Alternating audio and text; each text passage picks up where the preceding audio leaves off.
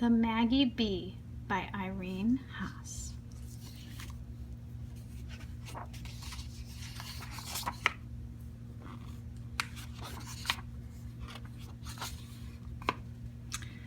This is a story of a wish come true.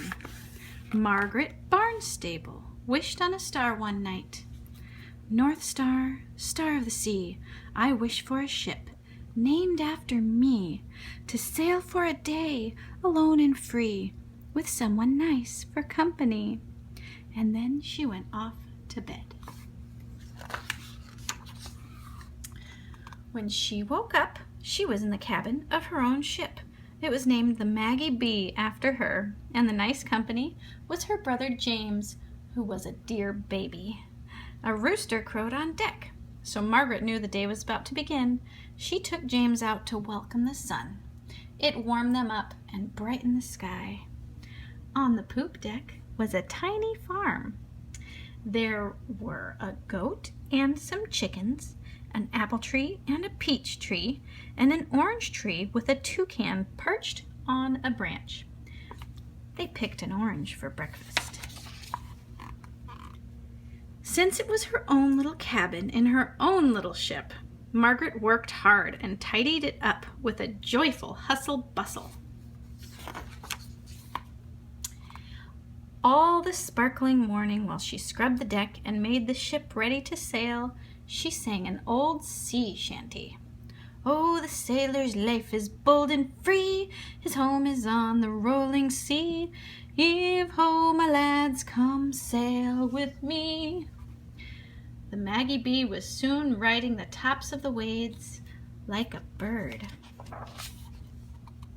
In the early afternoon, Margaret and James had a picnic lunch under the apple tree. What shall we have for supper tonight? Margaret wondered as soon as lunch was over. With a lovely idea in her mind, she gathered a basket full of delicious things from the farm.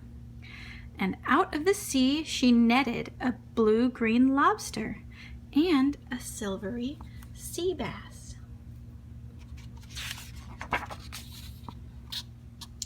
On her little stove, Margaret set a big pot of broth to bubble and boil. She chopped the vegetables and put them into the pot. And then in went the sweet-smelling herbs, the gleaming, glistening fish, and the knobby, hard-shelled lobster. As she whipped off her apron,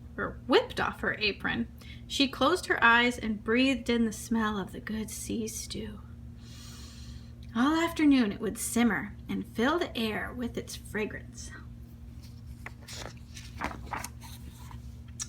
The Maggie B steadily sailed on.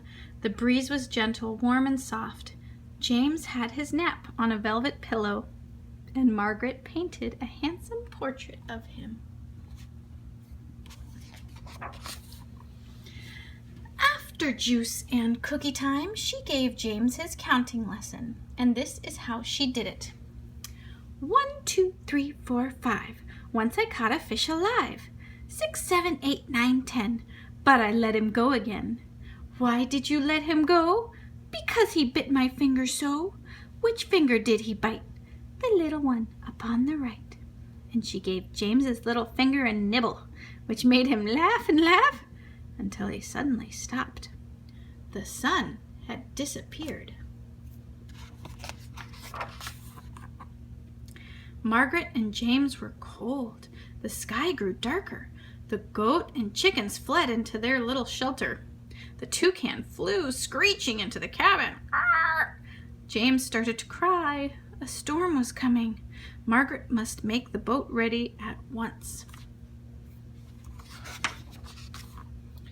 She took in the sail and tied it tight. She dropped the anchor and stowed all the gear, while rain drummed on the deck and thunder rumbled above her.